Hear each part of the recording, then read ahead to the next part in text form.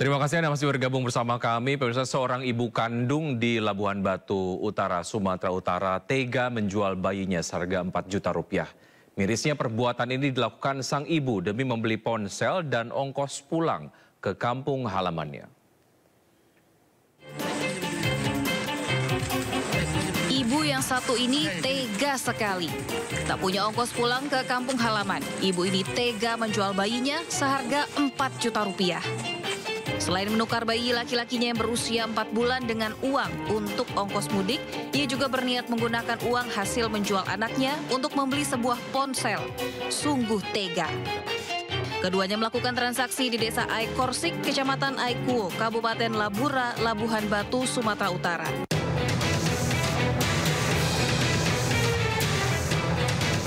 Beruntung Satuan Reskrim Polres Labuhan Batu berhasil menangkap ibu kandung penjual bayi berusia 18 tahun serta ibu pembeli bayi berusia 30 tahun. Mereka diamankan bersama bayi laki-lakinya yang diperjualbelikan. Dan Putri Taurus sebagai penjual bahwa benar telah melakukan transaksi jual beli bayi senilai 4 juta rupiah. Yang kemudian uang tersebut dipergunakan Putri Nauli Taurus untuk membeli handphone merek Redmi A2 warna hitam dan biaya perjalanan menuju Kabupaten Tapanuli Tengah dengan sisa uang senilai Rp1.100.000. Kini bayi malang berusia 4 bulan tersebut telah diserahkan kepada kakeknya di Tapanuli Tengah untuk diasuh. Sedangkan atas perbuatannya, kedua pelaku dijerat pasal tentang perlindungan anak dan perdagangan orang dengan ancaman pidana penjara maksimal 15 tahun. Dari Labuhan Batu, Sumatera Utara, Ikang Amanda, iNews melaporkan. Sebelumnya aparat gabungan kepolisian menangkap 3 pelaku penjualan bayi di Jakarta yang dibeli dengan harga hingga 6 juta rupiah. Motif penjualan bayi ini karena terjerat masalah ekonomi dan suami yang tidak bertanggung jawab.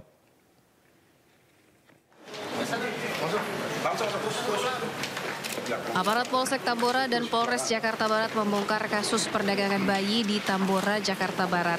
Polisi menangkap sepasang suami istri dan ibu kandung dari salah satu bayi di 2 lokasi berbeda. Dari hasil pengembangan, petugas menemukan 5 bayi di rumah salah satu pelaku di Bandung, Jawa Barat. Kelima bayi ini dibeli pelaku dengan harga bervariasi dari 4 hingga 6 juta rupiah. Awalnya T, ibu kandung salah satu bayi, mengaku kehilangan anaknya dan setelah ditelusuri bayi dijual kepada AN dan EM, pasangan suami istri dengan dalih terhimpit ekonomi. Kemudian atas kesepakatan kedua belah pihak antara saudari T dengan saudari EM ini disepakati EM akan membayar sejumlah uang sebesar 4 juta rupiah kepada saudari T. Akibat perbuatannya, ketiga pelaku terjerat pasal tindak pidana penjualan orang dengan ancaman pidana 10 tahun penjara. Dari Jakarta, Miftahul Gani, iNews melaporkan. Dan pemirsa, untuk membahas lebih lanjut terkait kasus ibu yang menjual bayinya ini, kami telah terhubung melalui sambungan Zoom dengan konselor psikologi Alki Almakiyah. Selamat siang Mbak Alki, apa kabar? Selamat siang, Mas Wiki. Baik, terima kasih sudah bergabung bersama kami di Sindo Siang. Sehat selalu Mbak Alki. Bicara mengenai penjualan bayi ini, apapun alasannya, apakah itu karena alasan ekonomi ataupun ada dendam kepada suami dan lain sebagainya, inilah sebagai tindakan yang melanggar hukum. Tapi kalau kita kemudian analisis, apakah yang menjadi orang yang kemudian kita patut persalahkan hanya semata-mata sang ibu atau ada indikasi lain menurut Anda, Mbak Alki? Oke, baik Mas Wiki. Kalau saya tonton beritanya dan baca juga beritanya, ini tadi sudah disampaikan bahwa pelaku ini usianya masih 18 tahun ya, Mas Wiki. Artinya bisa dikatakan masih kategori remaja menuju dewasa, yang mana secara emosional, secara kognisi, secara afeksi, sebetulnya secara usia mental belum siap menikah apalagi memiliki anak. Meskipun banyak usia-usia muda yang sudah berkeluarga atau menikah, tapi masing-masing orang pertumbuhan mentalnya tentu saja berbeda. Di sini kalau saya lihat tadi disampaikan bahwa ada himpitan ekonomi. Di sisi lain bisa jadi minimnya support system yang ada di sekeliling si pelaku ini sehingga membuat dia merasa bahwa memiliki anak adalah sebuah beban. Dia merasa tidak sanggup, kemudian juga akhirnya tadi mengambil pilihan yang begitu sangat miris, bisa dikatakan. Bisa jadi ada dorongan faktor lain, misalnya di usia 18 tahun bisa dibilang kan dia sebenarnya secara emosi masih berada di dorongan untuk lebih banyak ingin berteman, bergaul dan sebagainya. Nah, tiba-tiba dia melahirkan, punya anak dan merasa secara mental belum siap.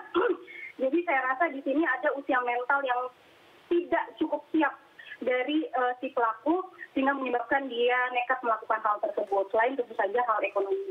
Oleh karena itu dari sisi psikologis makanya kita selalu menekankan yang namanya edukasi pranikah.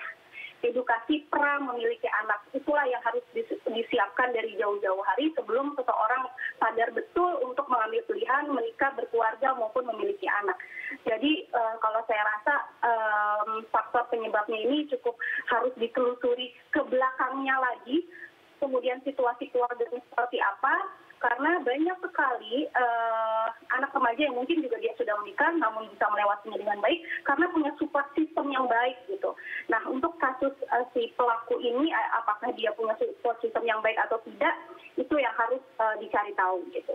Baik, kalau saya kemudian simpulkan secara fundamental ini adalah karena ketidaksiapan dari si ibu sendiri pada saat dia menikah kemudian mempunyai anak, ada di masa-masa yang kurang stabil begitu, masih kemudian ingin bergaul dengan teman-temannya, plus juga ada alasan ekonomi dan lain sebagainya, dan disampaikan motif penjualan anak kandungnya ini juga adalah untuk ongkos mudik dan juga untuk membeli handphone. Artinya alasan ekonomi jadi pertimbangan utama mengapa kemudian ibu ini tega untuk menjual anak kandungnya begitu ya.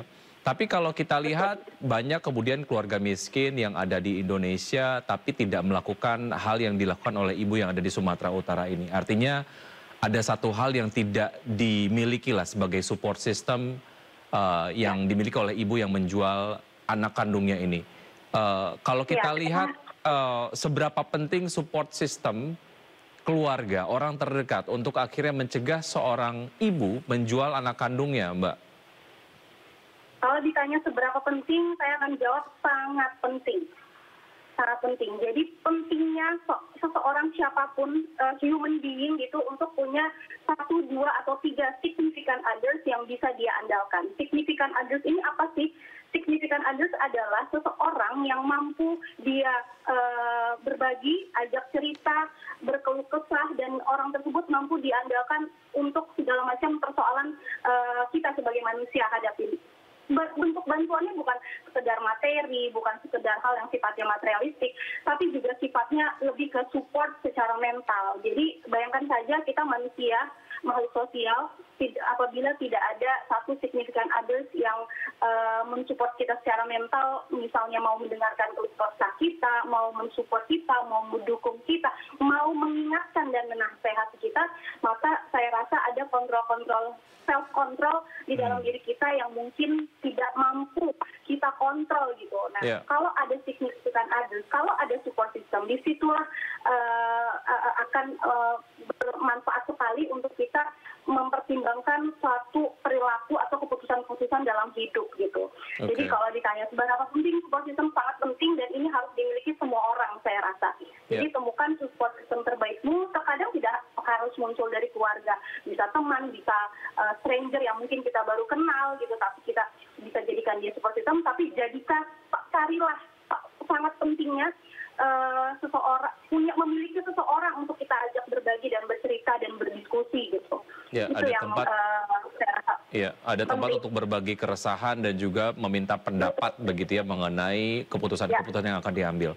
Oke, apakah peristiwa ini juga menunjukkan kurangnya edukasi pranikah di kalangan masyarakat Indonesia atau mungkin lebih spesifiknya di kalangan menengah ke bawah, Mbak Alki? Tepat sekali Mas Wiki ya. Jadi memang kebetulan saya ini juga salah satu konselor untuk pranikah, pasangan yang bimbingan perkawinan. Jadi banyak sekali memang yang kesadaran para calon-calon pengantin ini minim sekali untuk mau mengikuti kelas-kelas edukasi pranikah yang disiapkan oleh KUA. Karena sifatnya ini voluntary, tidak ada paksaan, khususnya untuk para calon pengantin muslim ini saat ini kan masih tidak diwajibkan, jadi hanya voluntary.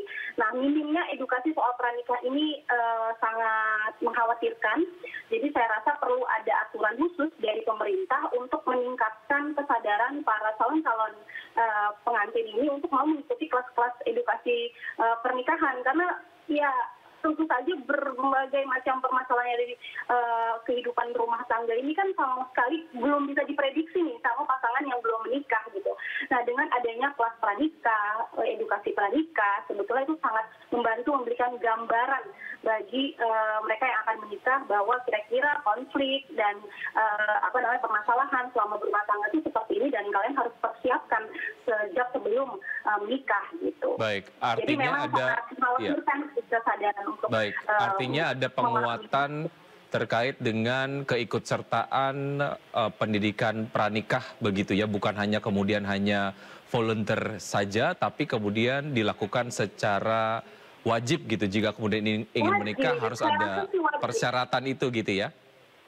Betul, harus wajib minimal dia sudah mengantongi sertifikasi kelas pranikah, baru itu syarat dia bisa mengurus pernikahan ke KUA gitu. Baik. Dan memang sekarang ada data juga yang menarik sih sebetulnya yang baru aja kemarin dirilis bahwa angka pernikahan di Indonesia menurun selama dekade terakhir gitu. Dan ini memang mungkin menunjukkan bahwa masyarakat sekarang yang belum menikah itu mungkin ada kekhawatiran dengan pernikahan mengingat banyaknya berita-berita serupa seperti ini, misalnya KDRT atau ya penjualan bayi dan sebagainya, sehingga mereka mempertimbangkan dengan cukup matang dulu ya sebelum menikah. Karena angka pernikahan sekarang menurun, Mas. Itu juga menjadi isu yang baru gitu.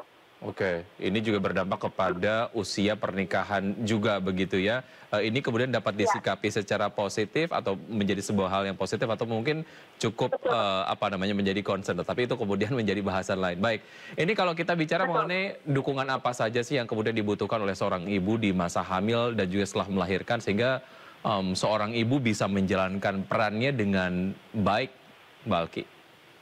Ya, jadi memang seorang ibu yang baru melahirkan itu punya kerentanan untuk mengalami yang namanya postpartum syndrome. Jadi hampir dialami semua perempuan yang baru saja melahirkan. Jadi yang tingkat parahnya mereka bisa sampai baby blues dan menyakiti anaknya.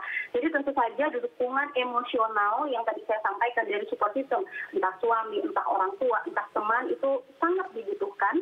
Kemudian juga dukungan secara medis ya, artinya kan pemulihan secara medis juga tentu saja sangat penting buat seorang ibu yang baru melahirkan.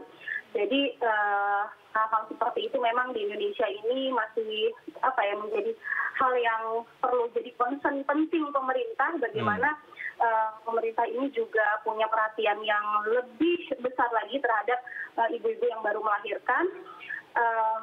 Sehingga postpartum syndrome ini bisa kita atasi bersama-sama, walaupun tidak bisa dihindari, setiap ibu yang baru melahirkan akan mengalami hal tersebut, tapi setidaknya bisa diredam, bisa diperkecil gitu ya dampaknya kepada anak, kepada diri sendiri apabila punya sistem kesehatan psikis dan medis yang baik di negara ini gitu. Karena kadang ada juga yang lebih fokus pemulihan medis, tapi secara psikis tidak diperhatikan, edukasinya sendiri juga tidak diberikan gitu. Jadi semua tentu saja bermula dari edukasi, baru kemudian ada pendampingan secara khusus gitu. Dalam kasus-kasus seperti ini seringkali pihak perempuan ataupun ibu disudutkan, padahal ada peran yang sangat signifikan dari pasangan ataupun suaminya gitu ya. Artinya yang harus diperbaiki bukan hanya ibunya saja, tapi ayahnya juga dari seorang bayi ini. Karena seringkali kita kemudian mendengar bahwa kasus penjualan anak oleh ibu kandungnya dilatar belakangi oleh kekesalan ibu kepada ayah dari bayi tersebut gitu ya. Artinya memang ada pelatihan ataupun mungkin pendidikan terkait dengan rasa tanggung jawab dan juga pengetahuan mengenai pentingnya membangun rumah tangga dan lain sebagainya kepada si bapak ataupun mungkin suaminya. Ini juga yang perlu diprioritaskan ya. Menurut Anda seperti apa, Mbak Alki? Betul, Mas. Jadi apa disampaikan tepat sekali. Sebenarnya faktor utama pemicu perempuan itu bisa begitu secara emosional dan sebagainya ya tidak lain adalah karena pasangannya tidak mampu membahagiakan, menenangkan dia gitu sebetulnya gitu. Jadi memang ketahanan negara yang baik gitu berasal dari ibu-ibu yang bahagia.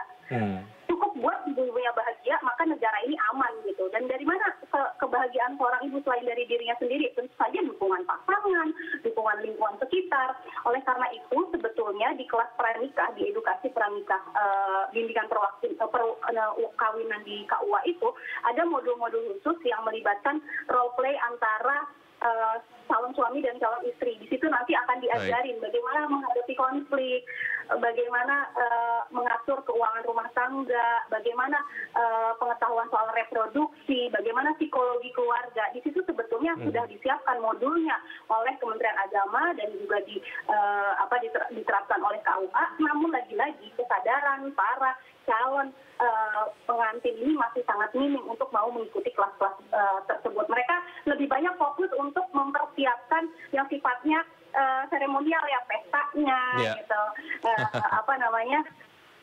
kumpul-kumpul keluarganya, kemudian resepsinya dan segala macam. Kadang melewatkan yang fundamental tadi ya. Ini yang perlu kita sosialisasikan bersama.